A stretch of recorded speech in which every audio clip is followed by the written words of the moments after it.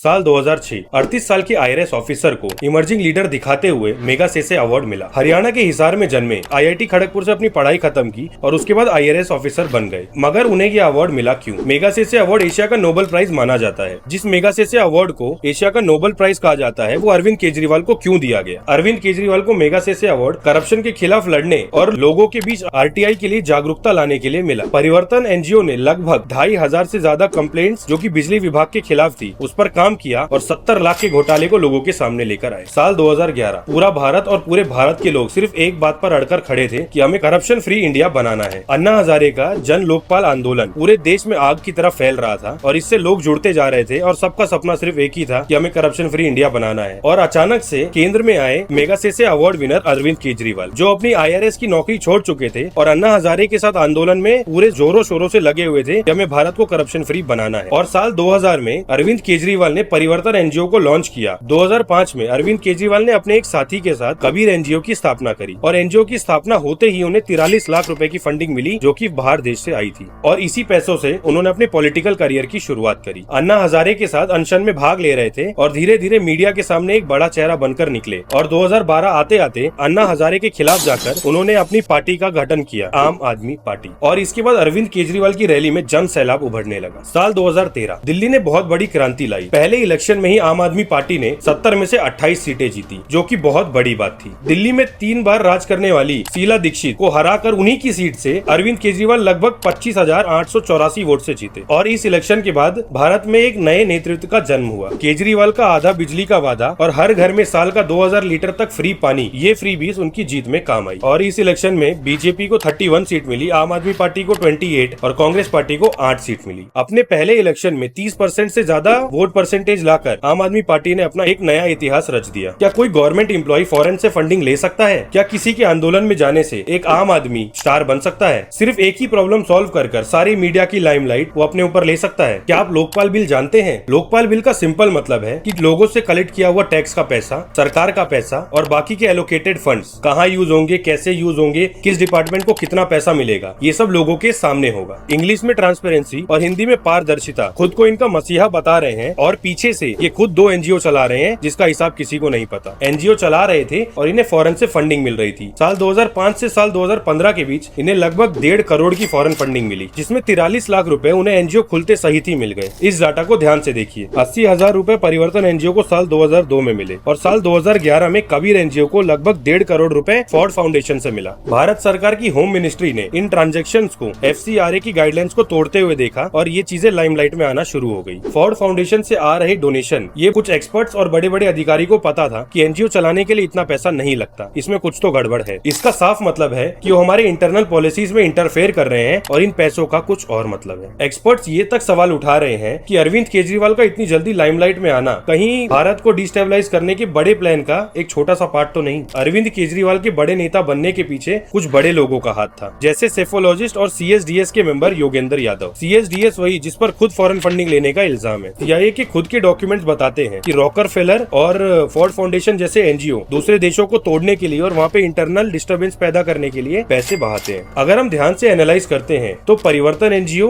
Kabir NGO और Ford foundation, इन तीनों का रिलेशन सिर्फ डोनेशन का नहीं लगता, कुछ तो गड़बड़ लग रही है। नेता होना और बस नेता बनने का दिखावा करना, ये 2 अलग चीज है। वादा करना और वादा पूरा ना करना, ये 2 अलग चीज है। आइडियोलॉजी के दम पर जीतना और फ्रीबीज के नाम पर जीतना, ये दोनों अलग चीज है। न्यूज और प्रिंटिंग मीडिया में पैसे बहाकर अपनी खुद की मार्केटिंग करना और सच में एक अच्छा लीडर बनना, ये दोनों भी अलग चीज है। अरविंद केजरीवाल के कुछ मुख्य वादे थे जिसमें से उन्होंने अभी तक एक भी वादा पूरा नहीं किया, जैसे कि फ्री इलेक्ट्रिसिटी, फ्री पानी और corruption free India. Free electricity की बात की जाए तो आज कई घरों में बिजली तक नहीं है। और अगर पानी की बात करें तो जिस सीट से वो हमेशा खड़े रहते हैं वहीं के लगभग 2000 परिवार सिर्फ टैंकर पर निर्भर है। और करप्शन फ्री की तो क्या ही बात करें। उनने इतने बड़े बड़े घोटाले किए, जिनमें से मुख्य घोटाले हैं DBT घोटाला, लीकर स्कैम, हॉस्पिटल बेड घोटाला, मोहल्ला क्लिनिक, और लिस्ट बड़ी लंबी है। फिर राज शमानी के पॉडकास्ट में आकर बोलते हैं कि हमें यमुना साफ करने के लिए और 1 साल चाहिए। जो आदमी 10 साल से यमुना साफ नहीं कर पाया, वो बचे हुए 10 महीनों में क्या ही कर लेगा। एक आदमी जो कोई वादा पूरा नहीं करता और आम जनता के बीच जाकर वोट मांगता है, और फिर भी दिल्ली की जनता उन्हें वोट दे रही है। जिस पार्टी को जनता ने करप्शन हटाने के लिए वोट दिया था और सत्ता में लेकर आई थी, वो पार्टी आज खुद करप्शन में लिप्त पाई गई है। ये देखिए अरविंद केजरीवाल क्या कह रहे हैं।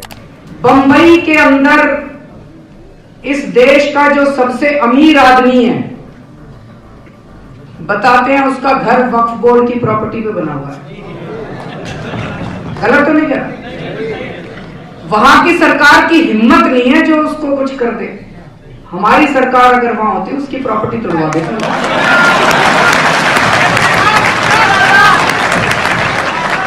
जो आदमी अंबानी की प्रॉपर्टी को वक्फ की प्रॉपर्टी बता रहा है, वो तुम और हम जैसे आम आदमियों की प्रॉपर्टीज का क्या करेगा? हिंदुओं से वोट लेने के लिए उन्होंने कहा कि हर मंदिर के पुजारी को 18,000 रुपए महीना मिलेगा। एक टाइम दिल्ली की उम्मीद आम आदमी पार्टी लोगों के बीच प्रचार प्रसार कर जीती और करप्शन हटाने की बात करी, और आज अरविंद केजरीवाल खुद की रैली से मारकर भगाए जा रहे हैं। साल 2014 से साल 2022 के बीच अरविंद केजरीवाल के एनजीओज में लगभग 10 करोड़ रुपए की फॉरेन फंडिंग आई। ये 10 करोड़ सिर्फ रिकॉर्ड्स में है, बाकी कितने आए होंगे जिनका कोई रिकॉर्ड ही नहीं है। एफसीआरए के कैंसिल होने के बाद भी जब अरविंद केजरीवाल के एनजीओज में पैसे आ रहे थे, तब ईडी को शक हुआ और उन्होंने अरविंद केजरीवाल के खिलाफ सबूत इकट्ठे करने शुरू किए। तब ईडी को पता चला कि ये सब donation fake email ID, fake passport, fake number और फेक आइडेंटिटी से आ रहे थे, और इन सब का लिंक फोर्ड फाउंडेशन से ही जुड़ रहा था। एक ईमेल में खुलासा हुआ कि कपिल भारद्वाज और कुमार विश्वास ये दोनों फॉरेन से आई हुई फंडिंग्स में नाम छुपाने के काम किया करते थे। आम आदमी पार्टी के पूर्व एमएलए सुखपाल सिंह खेरा, इन्होंने खुद बताया कि हमारे देश में हमारी पार्टी को फॉरेन से फंडिंग आती थी और वो कहीं ना कहीं लिंक्ड थी ड्रग कार्टेल से। जब ये सारी बातें सामने आने लगी तो उनके मालिक और अरविंद केजरीवाल ने मिलकर एक प्लान बनाया कि हम फॉरेन से फंडिंग लाएंगे तो हमें और तकलीफ होगी, तो हम कुछ ना कुछ घोटाला कर इसी देश से पैसे कमाते हैं। तब उनके दिमाग में आया एक बड़ा प्लान, लीकर स्कैम, जो लगभग 2026 करोड़ रुपए का स्कैम था। दिल्ली के हर घरों में टेट्रा पैक से दारू पहुंचाई गई, हर गली और हर मोहल्ले में दारू की दुकानें खुलवाई, और कहीं कहीं तो एक एक गली में 2-2 दुकानें खुलवाई। ये सब देखने के बाद ईडी ने अरविंद केजरीवाल के खिलाफ कई शो कॉज नोटिस जारी किए, मगर अरविंद केजरीवाल ने इनमें से किसी का भी जवाब नहीं दिया, ना वो खुद वहां पर हाजिर हुए। फिर मजबूरन ईडी ने अरविंद केजरीवाल को गिरफ्तार किया। ये भारत में पहली बार था कि कोई सिटिंग चीफ मिनिस्टर जेल में गया। स्कैम का प्रूफ था तो ईडी ने अरविंद केजरीवाल को अरेस्ट किया। फॉरेन से फंडिंग आ रही थी तो ईडी ने इस पर जांच पड़ताल करी, और खुद कई सारे नेता जो आम आदमी पार्टी को छोड़े थे, उन्होंने कहा था कि फॉरेन से फंडिंग आती है। मगर आम आदमी पार्टी के जो अभी के नेता है वो सब यही कहते हैं कि ये सब झूठ है। अगर ये सब झूठ है तो अरविंद केजरीवाल एक ही बार सामने आकर सबको सच क्यों नहीं बता देते?